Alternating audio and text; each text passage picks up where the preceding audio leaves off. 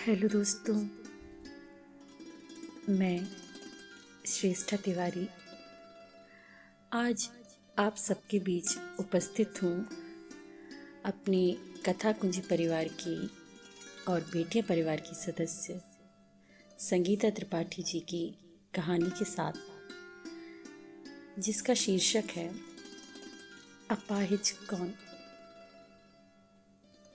चलिए देर न करते हुए कहानी शुरू करते हैं। ये क्या अनर्थ कर दिया तुमने? सुमन जोर से चिल्लाई। तुझे क्या लड़कियों की अकाल पड़ी थी जो एक पैर खराब वाली लड़की से कोर्ट मैरिज कर ली?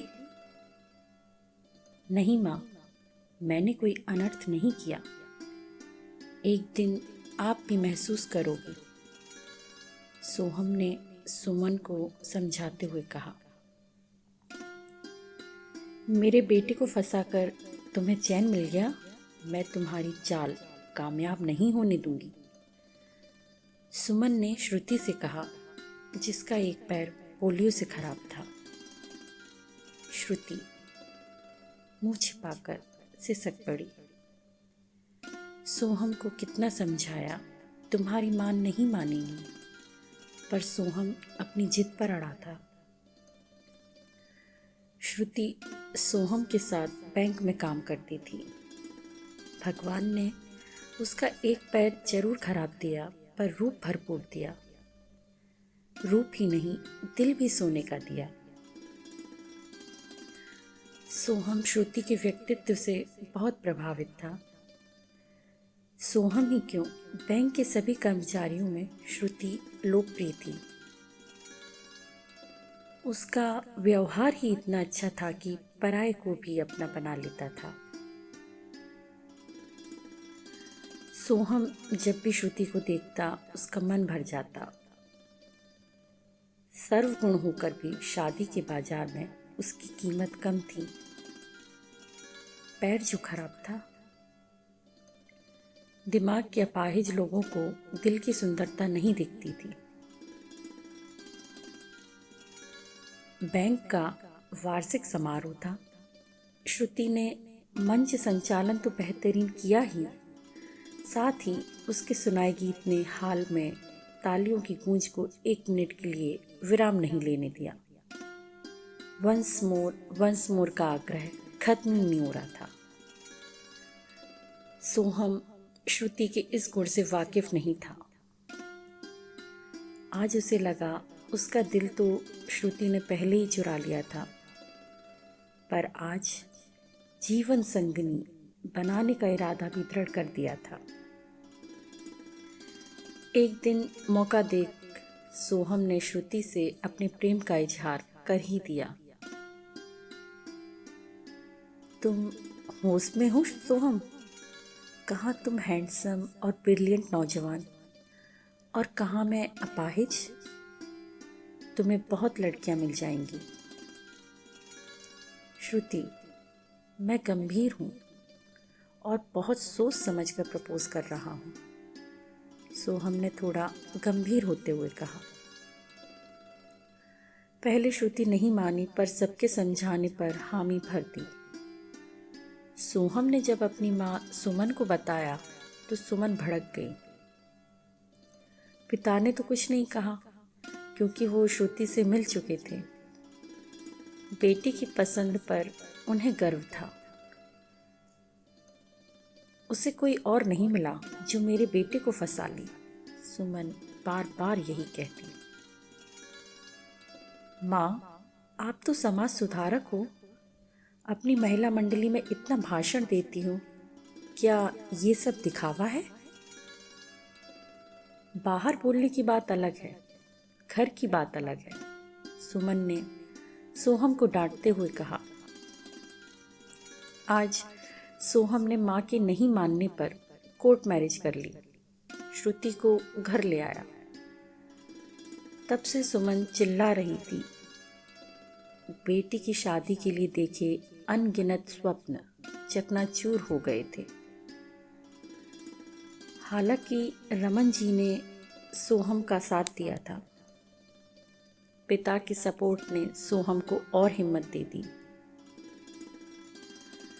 सुमन का व्यवहार श्रुति के प्रति बहुत खराब था, पर श्रुति सुमन के कटु वचन और अवहेलना को सोहम के प्यार की वजह से हंसकर बर्दाश्त कर ले रही थी।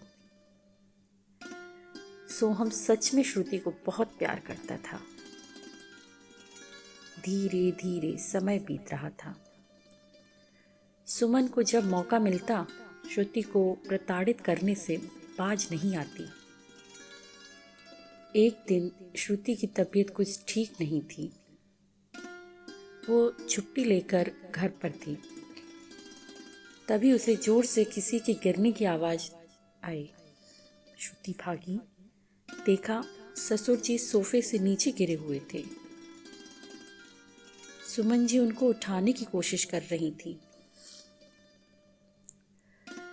श्रुति ने जल्दी से रमन जी को उठाने में मदद की। अस्पताल फोन कर एम्बुलेंस भी बुला ली। जब तक एम्बुलेंस आती वो रमन जी को प्राथमिक उपचार देती रही। सोहम को फोन कर दी। अस्पताल में पैसों की डिमांड होने पर श्रुति ने तुरंत कार्ड निकालकर पेमेंट भी कर दिया। सोहम का इंतजार नहीं किया। सुमन के पास बैठ श्रुति सुमन को सांत्वना देने लगी। थोड़ी देर में डॉक्टर बाहर निकले। बोले, अभी रमन जी खतरे से बाहर हैं। आप लोग सही समय पर उन्हें अस्पताल ले आए। सबने डॉक्टर को धन्यवाद दिया और उस अदृश्य शक्ति को प्रणाम किया जिसकी वजह से रमन जी का जीवन बच गया।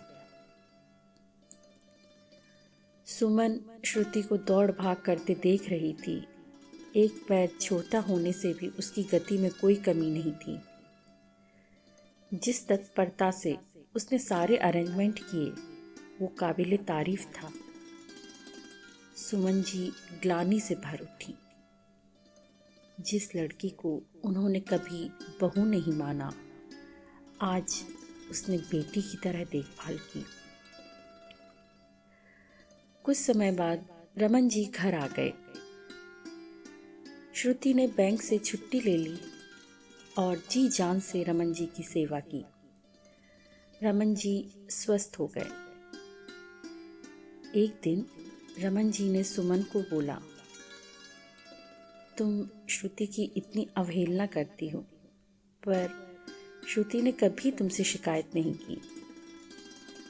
आज मैं तुम्हारे सामने जीता जागता बैठा हूँ तो श्रुति की वजह से ही। अब तक सुमन का भी हृदय परिवर्तन हो चुका था। रमन जी के इतना बोलते ही उनकी आंखें बरसने लगीं। वो अपाहिज नहीं है। अपाहिज तो हम लोग हैं जिनकी सोच में विकार है। क्या हुआ अगर उसका एक पैर छोटा है, उसका दिल तो बहुत बड़ा है। सच में हम भाग्यशाली हैं जो श्रुति जैसी बहू हमें मिली। सुमन के कहते ही दरवाजे से आवाज आई, तो माँ, आपने मान लिया कि मेरी पसंद बहुत अच्छी है, मैंने कोई अनर्थ नहीं किया। हाँ बेटे, आज से मैं सिर्फ बोलूँगी ही नहीं बल्कि सुधार के काम भी करूँगी। श्रुति का हाथ पकड़ सुमन ने कहा, अपनी माँ को माफ़ नहीं करेगी? माँ तो आदरणीय होती है। इतना कहकर श्रुति सुमन के गले लग गई। माँ को बेटी मिल गई और बेटी को माँ। तो दोस्तों, कैसी लगी आपको ये कहानी?